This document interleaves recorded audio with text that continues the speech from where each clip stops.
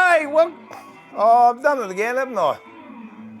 Oh, no, there we go. Okay, now we're good. G'day, I'm Steve Hay. Welcome to the workshop. This is Woodworking Masterclass and part 2 of how to make your very own edge banding. A little bit more organised today. Not much. Now we're going to go and put that mirror over there. I'll do that in a little bit. Just putting together some other bits for another box that I'm working on. So those bits can go there, those bits can go there, and we might be able to do those later on. We'll see how we go. So as you might remember, what am I doing? There we go. Last night, which was part 1 of making edge banding, we got a block of ebony and cut it up into 5mm slices and then glued them all together. What light cameras are we on? There we go. And what I did was then glued 5 bits of veneer together. There was 2 bits of silver ash and then 2 pieces of ebony and then 1 of silver ash, and then joined all these squares together with a butt joint and glued it onto the veneer. And if you look at that, you'll notice that it's bent. That's because we've got veneer on this side. When we veneer up this side, it will even it out and it'll straighten. All I've done was, to recap, we couldn't see any of that, could you? So, hang on, well, there we go.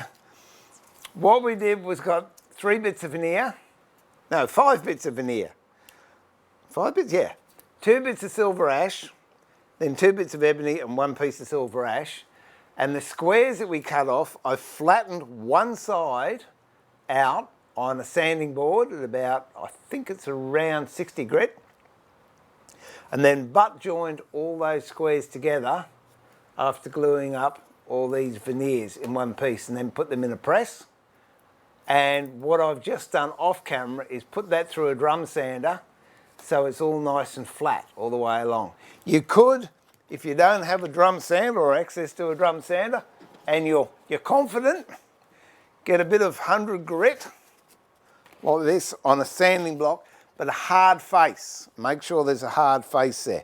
And what I do, as I've said many times, if you get a sanding block and then you cut one part off, and then whatever you take off, glue it back in plywood. In this case, I've taken 12mm off, got a piece of 12mm ply, and that's a bit of Formica on it. It doesn't matter, just the ply back will do fine if you've only got ply.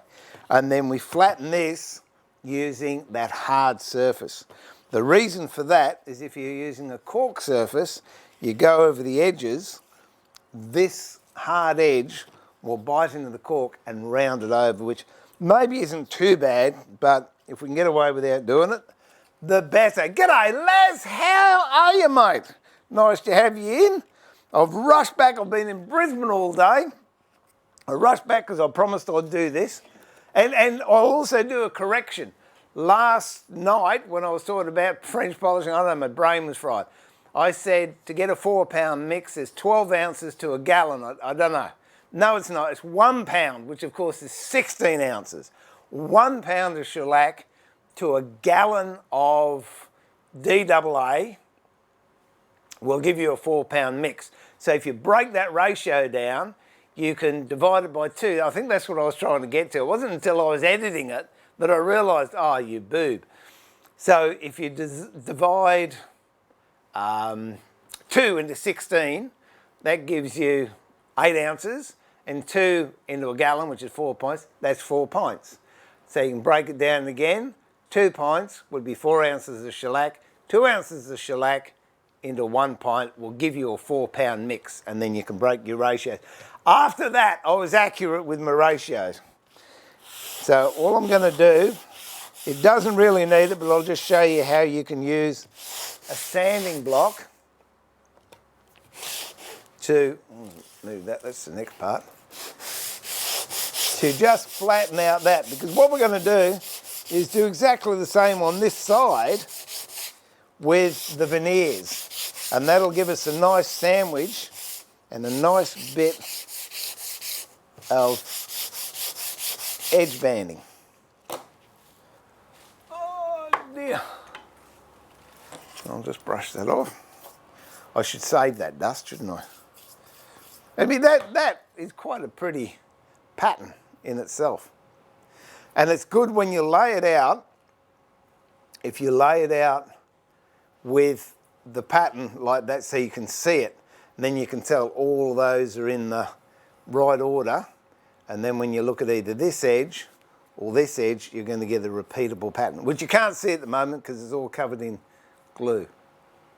I'm looking. I've got a bit of spider's web, and it goes here and goes there. It goes, my goodness, it goes all the way up to the ceiling. Poor spider.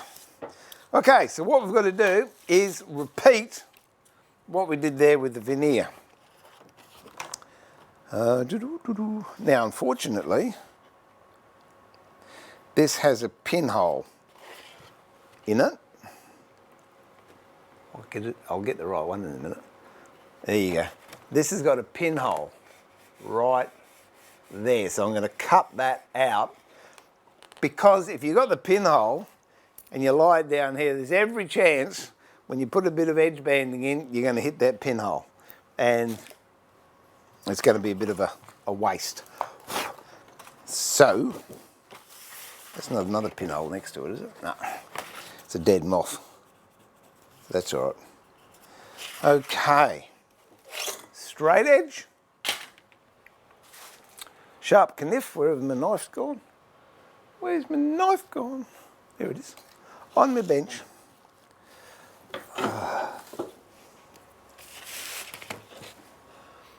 Oscar, hello from Mexico. Hey, welcome from Mexico. This is Brisbane, Australia, in the sunny state of Queensland. So, welcome, Oscar. Thanks for being on board. Oh, mate, I've been driving it all day. It's dark outside now, so I can't show you, but yeah, I will. Are you going to be on Monday? I'll park it outside the shed and take one of the cameras out. It's an absolute joy to drive. I was driving down the freeway yesterday, sitting as close as I could to 100. Might have been a tad over, and it started to rain. And the looks I get from people in trucks and cars, I'm doing 100k down the freeway, it's pouring with rain, I'm not getting wet. It's just an absolute magic feeling, I tell you. Oh, and then today I had to go up to Brisbane, so I thought I'll take that, because my truck costs too much to run. Carry a lot of stuff, but it costs too much to run.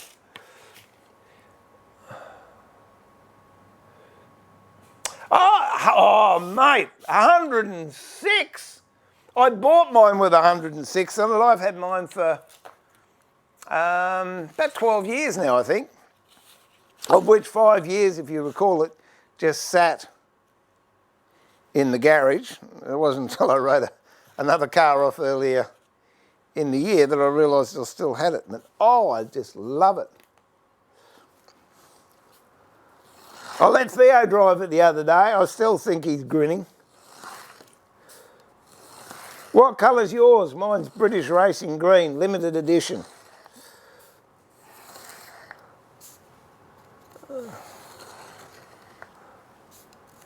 Well, oh, okay. All right.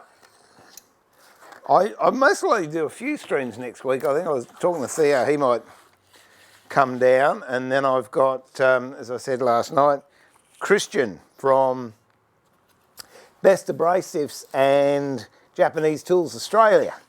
He's going to be here possibly Tuesday, so we'll do a stream then, which I'm pretty excited about. I have no idea what he's going to do. I'm going to get him to make me a pair of ebony chopsticks, though. I think that's going to be just the business. Are you going up to Echuca in the MX. Red with black interior fitted with... Yikes. Is it the standard 4 or is it one of the V8 turbos they bought out? I wouldn't like one of those. I'll get in enough trouble just in the one that I've got. Sorry, Oscar, we're talking about cars. We both are MX-5 enthusiasts, or I think in America they're called meters? Mateas or something. Oops, I'm just over here grabbing a bit of ebony. And Meteor or something. And then in Japan, of course, they're called roadsters. Michael, I got it right. I got it right. Thank you for that correction yesterday. So, Michael, welcome. We're just continuing on with that inlay that I was doing. Thank you for sharing this. I'm just making my workshop right now, but oh, well, hey, go for it. It's all good and it's all free. I might just go a little bit more there. So what I'm doing, Oscar, last night I started some edge banding to go around boxes or drawers or whatever. And that was part 1 yesterday, so you can check that out. I am actually making a separate video of it. But if you want, you can check out part 1. And it's much the same as part 2. Because being edge banding is sandwiched, so it's virtually identical. Tell you what, I had a dickens of a time today. I was trying to get hold of some DAA. I've done it now, but no one seems to carry it anymore. That's for French polishing.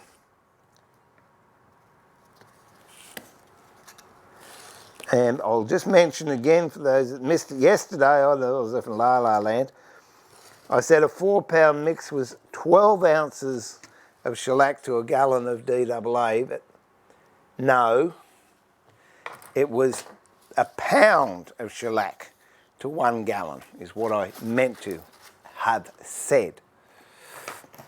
There we go. Whoa! That has a bit of bark to it.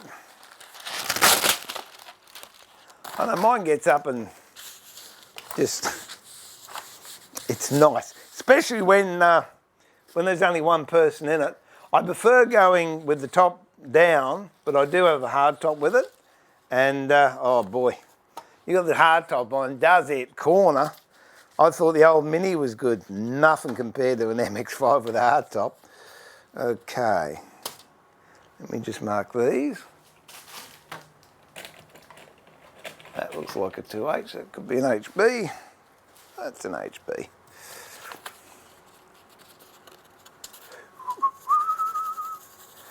There's a place up here, I don't know if they still do it. They used to be at Beanley and they used to make bullets. That's what the car was called.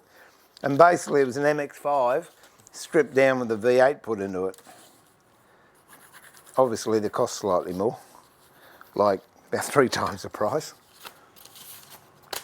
But anyway, this really doesn't matter which goes up and which goes down because it's all going to be sandwiched anyway. Alright. For the new people, I use what they call high glue, which is animal glue. Actually, before I do that, I might just clean some of this veneer up. It's going to be easier to clean it up tomorrow.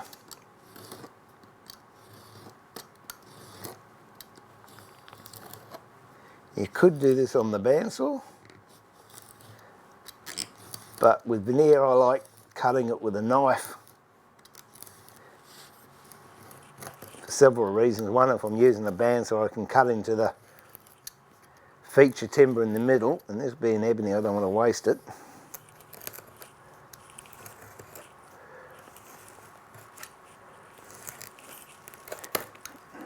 as I just did then. But that's all right, we'll get away with that.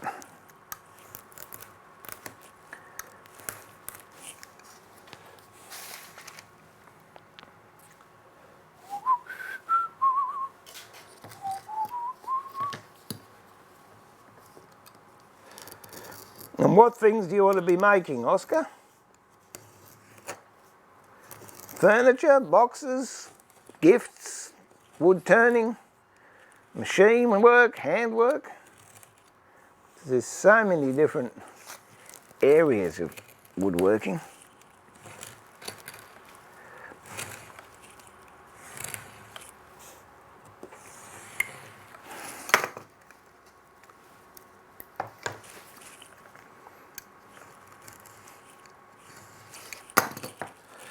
That is going to look pretty nice, I think.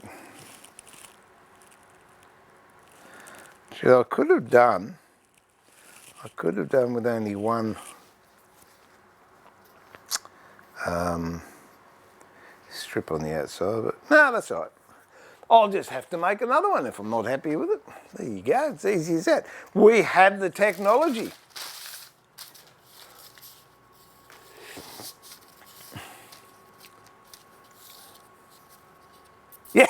Yeah, hey, you're right. You're absolutely right. You can't feel sad driving around an MX-5.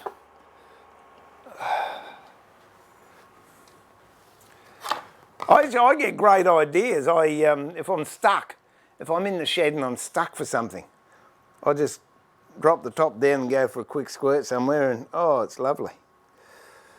Okay. Now, as we did in part 1, I'm just, where are we? There you go. Just gluing up the veneers.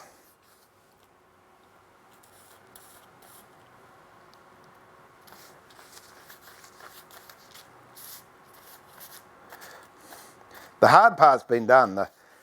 The trickiest bit is to cut your parent stock or your feature stock, and then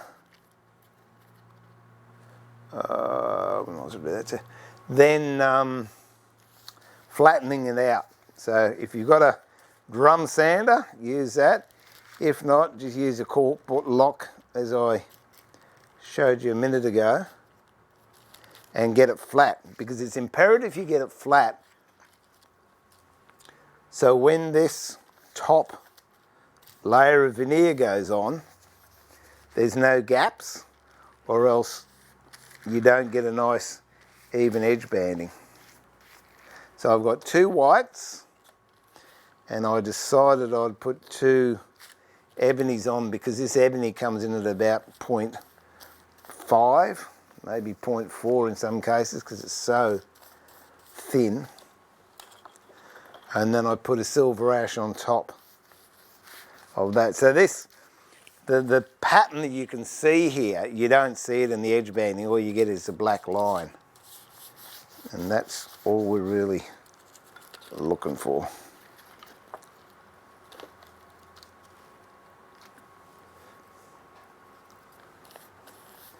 Don't be shy with the glue. As I've said, you can use PVA. I don't, because I don't like it. It gives you creep. But if that is all you've got, that's all you've got, use it.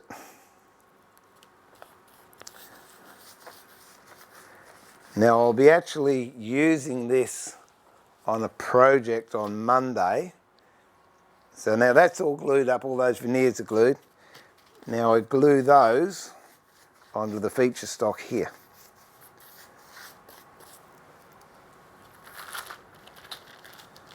Make sure you get the same pattern. So I've got 2 whites, 2 ebonies, 1 silver ash, and then the feature. Don't put it on upside down because it'll wreck it. Not that that really matters. I mean, there's a lot of interest nowadays in asymmetrical stuff. So if you do make a mistake, don't panic about it because I'm sure you'll use it on something else. Now I'm going to wrap that up. So that is now what we have. And when that's all flattened, we can then go over to the bandsaw and cut millimetre strips off of your very own personally made edge banding. I'll just clamp that up. Oh.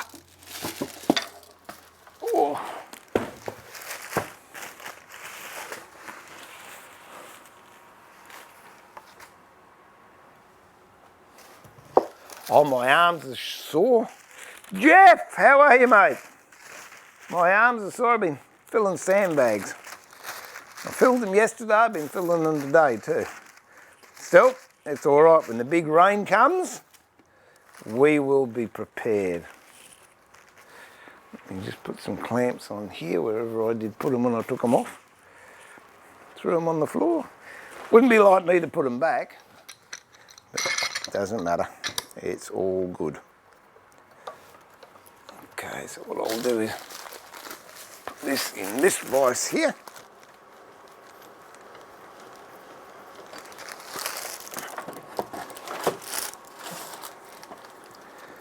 Like that.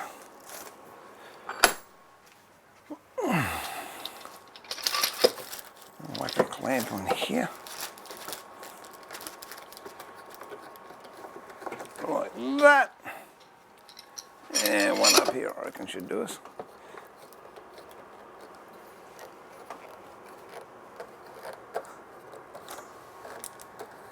I might as well put one on the bottom. They don't cost anything, do they, clamps? So you might as well use them. Well, I mean, once you've bought them, they don't cost anything.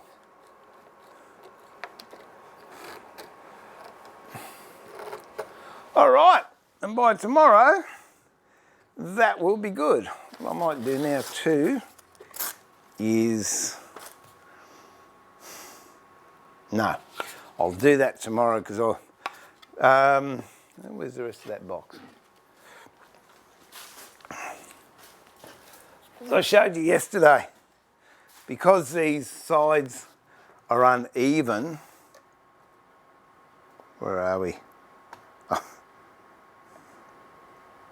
Yeah, because these sides are uneven, these are thicker than these, I've put a complete panel on there and cut it out. This is the one that I ebonised yesterday and put in the press, so it's nice and dry now. So what I'm going to do with that, only I'll do it tomorrow because I'll use a vacuum press, is place that on there, like that, and then put it in the vacuum press, and then when it's glued on, I just cut the inside out, and away we go. Actually, I could do that, could I? I might do that with that. Let me have a look. No, I might even cut that now. There you go. I'll do something. I'll have a hello first while I put my glue pot back on.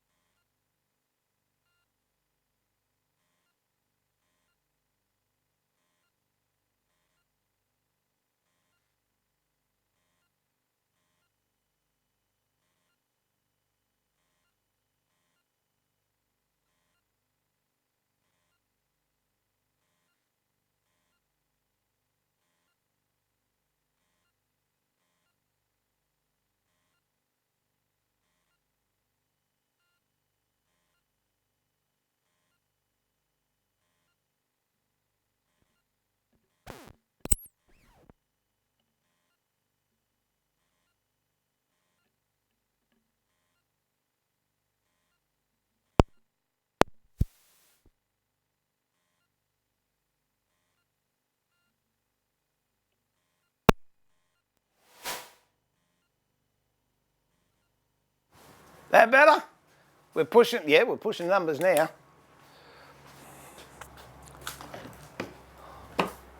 There you go. That better? Thumbs up? Oh, that's it. Batteries went ta-das on me. So disregard everything I just said. Now, what I said, Faulkner was, it's 16 ounces to a gallon. So that's 16 ounces to 4 pints. So it's a 1-to-2 ratio in their respective measuring peculiarities. There you go. So if you want to break it down, divide whatever into whatever. If you divide 2 into 8, that'll give you 4. If you divide 2 into 16, it'll give you 8. So 4 pints is 8 ounces. So therefore, break it down, 1 pint of DAA or alcohol to 2 ounces of shellac, that will be your 4-pound mix. I don't know, I've got my dozens and pounds and everything all confabulated last night. So I apologise for that. And what else I said was, it really wouldn't have mattered. It just means you get a thinner mix. Which is something you work with anyway. It'll just mean it takes you a little bit longer to French polish a job. I had a day with Libron today. So we're talking about the videos we're going to do, which I'm pretty excited about. And we're going to do French polishing, different oil finishes, what are those other things called? Van Dyke crystals. And there's some metal polishes now that have come out for wood. So I've got some up in one of the other sheds. There's silver, I think copper, gold, and you polish it into your timber and it gives you that nice metallic luster. Okay, so that, hopefully I haven't messed it up. No, that's good. So what I'll do tomorrow, when I'm by myself, I'll glue that on and then I'll use the vacuum pump. Then the reason I'm gluing these bits on now, a lot of times you glue the sides on and the top, then you cut the top off, then you do the insides veneered. With this particular box, I'm veneering these first because when I lay the veneer on, I don't want any break in the veneer, so I want it to look as if it's one piece. So just another approach to veneering, I suppose. Ah, dear.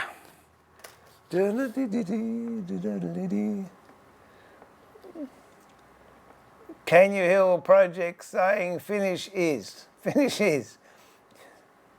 I won't. I whistle a lot, they tell me. Okay, what else was I going to do?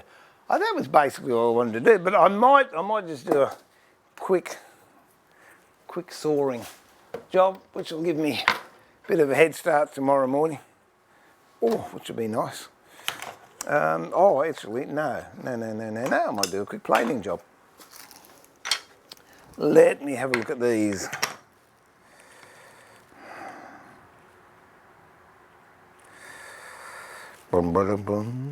Okay.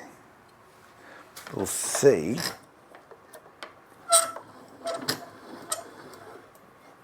See how this stuff planes. Let me just move this one around. Bump. And if you watch that one, okay, you can see that. There you go. What do I use? The choice of so many planes. I'll use number 6, I think. We'll have a go.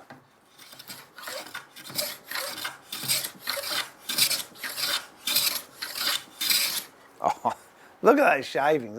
You can't tell where the shavings start and the plane finishes, or other way around.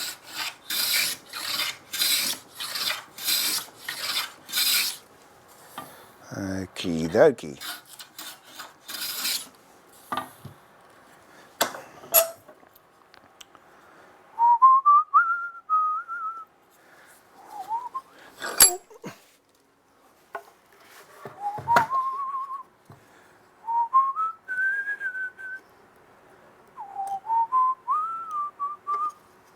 That's what I want. Or do I want that way? Don't really, oh, sure, I prefer that way. Okay. So that's going to be all right there, and then I'll glue. I'm just talking to myself. It's okay. All right.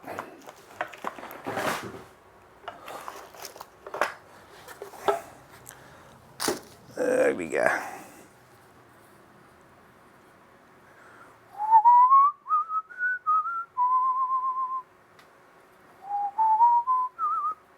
So I'm not singing, I'm whistling. I use PVA on this, but you can see it's plastic. But that's fine because you're not going to see it really. Put a bit of water in there. Oscar, that's a great trick. If you're new to woodworking, get a little squirt bottle, and when you put timber in the vise with a bit of water, it holds it and it won't move.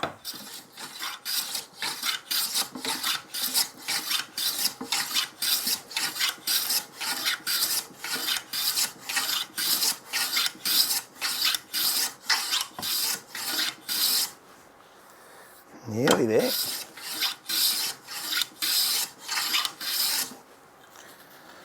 Oh, that's just beautiful, isn't it? What's my phone doing there? Oh,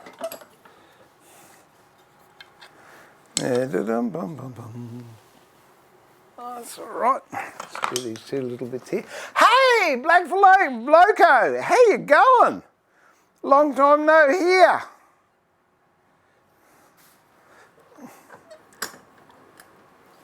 What else have we got? 4.5. I wouldn't use 4.5. I'm not a chippy. In fact, I do have a 4.5 only because I wanted to have a whole set of planes from 1 to 8. But I don't think I've ever used it in my life.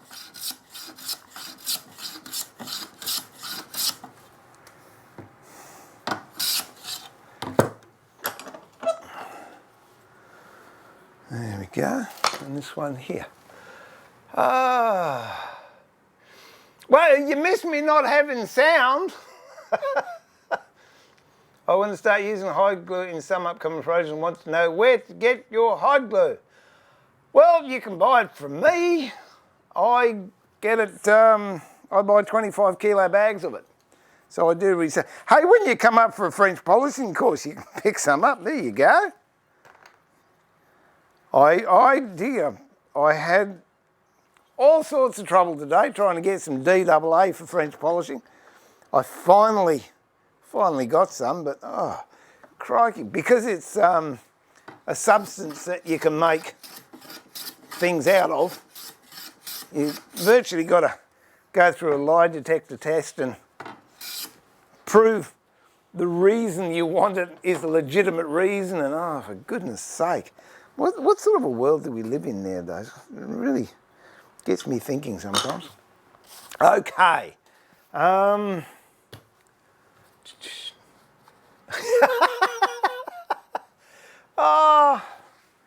well, you can pick them up. I've got a few of them. Yeah, that's another one there. I tell you what, I've got a beautiful electric one, but it's too big. And then I've got one over there, and I've got one up there on the wall. You can pick them up on eBay. Around 55 to 100 bucks, depending. The pots I use are 1 pint, and it's on the bottom. It'll have 1 pint. But yeah, you generally pick them up. You're better off, if you're going to buy one, you're better off to go and pick it up yourself and then fill it with water, because you don't want any leaks in the inner pot or the outer pot. What am I looking for? Oh, hang on, I'll be back. I'm just going to go and get a bit more myrtle veneer. That's what I want. Myrtle the turtle. Oh dear, oh dear, oh dear. Oh, that's Jarrett. That's what I want.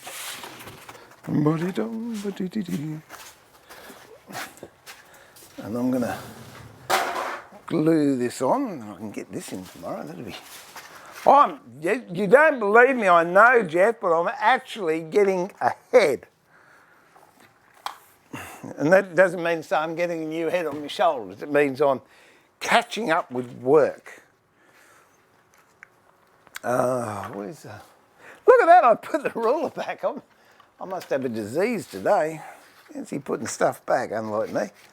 Okay, I'm just going to cut this into lengths and glue it onto here. Now, do I want it? No, I don't. That's how I want it. So I'll have 2 of these. You can watch me do that if you like.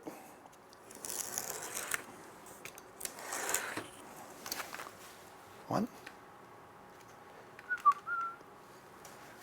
And one roughly the same size.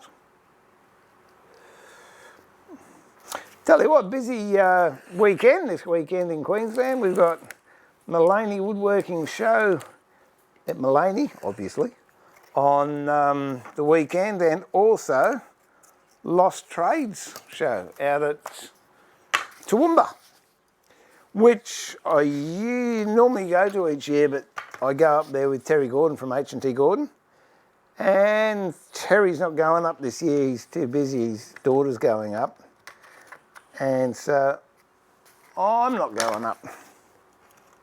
But it gives me an excuse to go down and see Terry.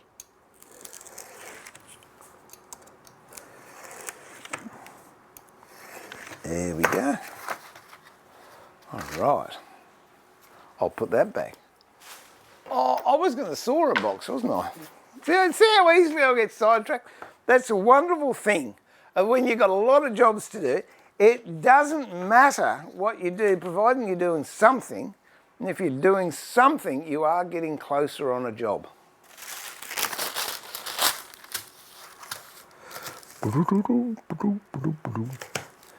Okay, this one. And Bob's out there barking at something. That one. That's not the one I want. That's the one I want. Oop.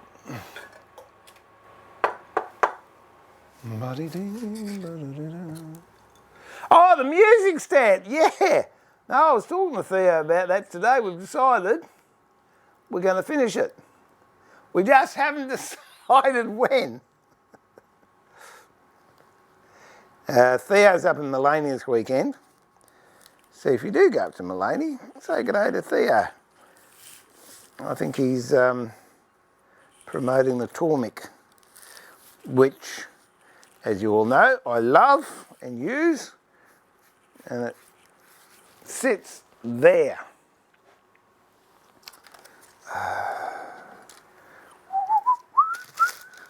So I've got to have a big, I might even stream a sharpening session, because I've got to have a big sharpen. Normally I take half a day or sometimes a day, depending what I have to sharpen, and just, oh, that was clever. Anyone want to put any money that one on glue down? Oh, it didn't. Look at that. That's incredible. Every time you drop your toast, it always goes butter side down. Okay, so that's there.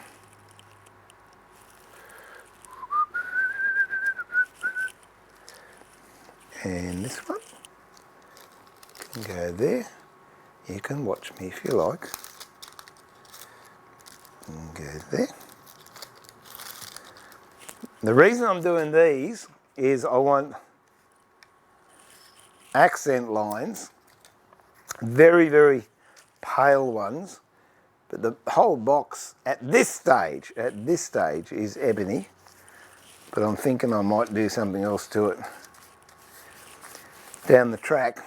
But I just think having a very thin, subtle pink pinstripe all the way around might look all right. Okay. What have I done with me? There we go. Oh dear.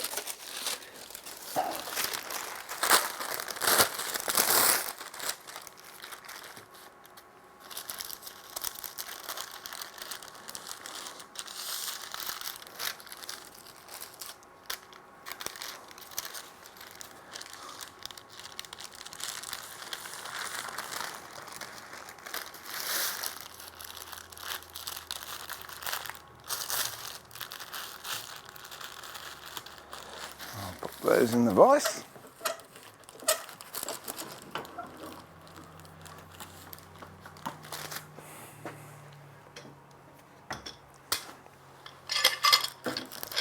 Couple of clamps on that.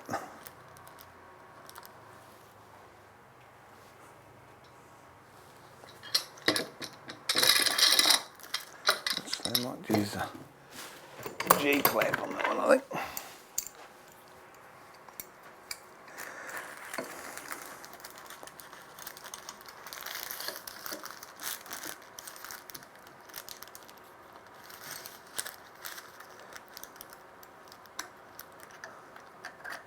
There we go.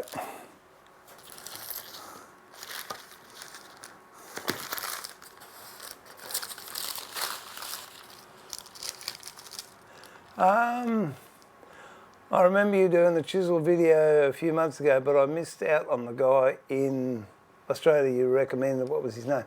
If it was chisels, it would have been, yeah, possibly would have been Trent from H&T Gordon, but he's, not H&T Gordon, Harold and Saxon. But he's not doing it at the moment. He's looking at getting back into it, but at the moment he's got a few other things that are sort of taking his time up. But if he does get into it, he assured me that I would have some sets that I could sell, not give away. They're not cheap, but they are well worth it.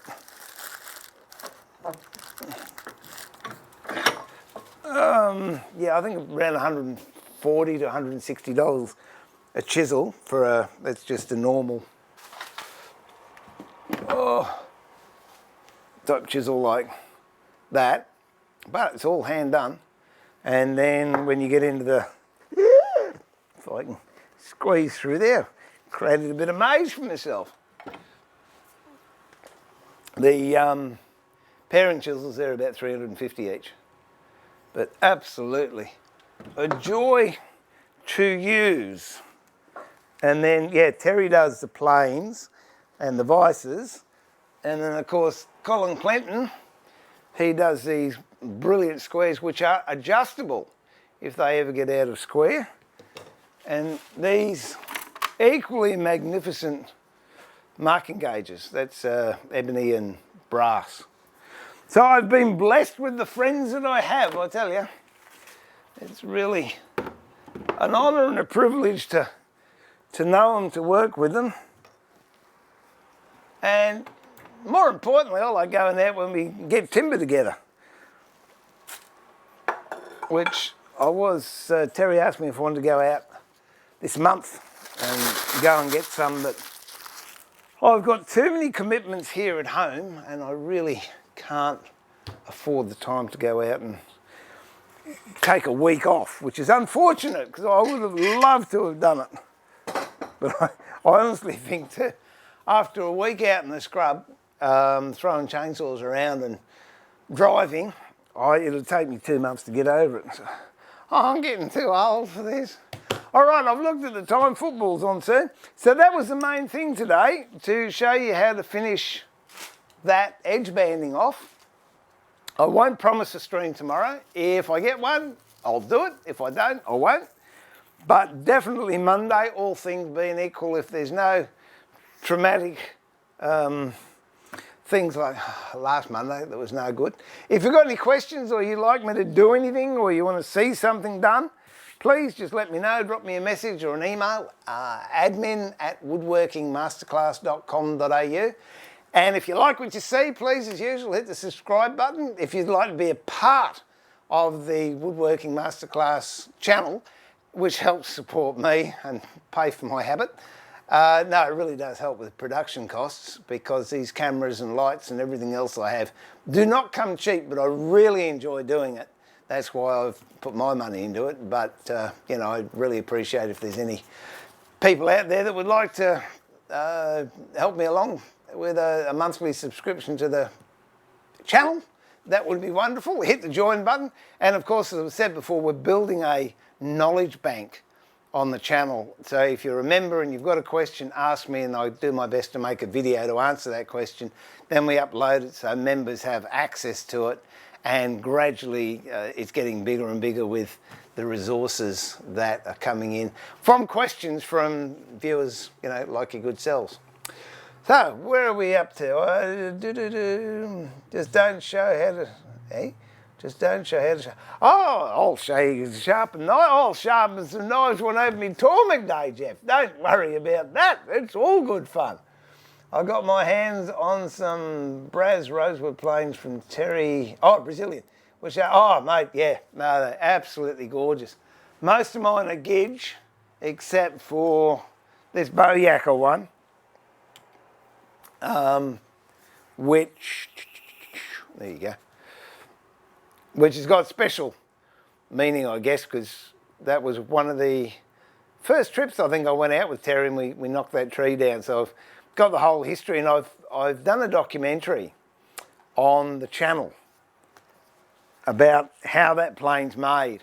And honestly, you know, you hear people moan and complain, oh, they're dear, they're a couple of $100.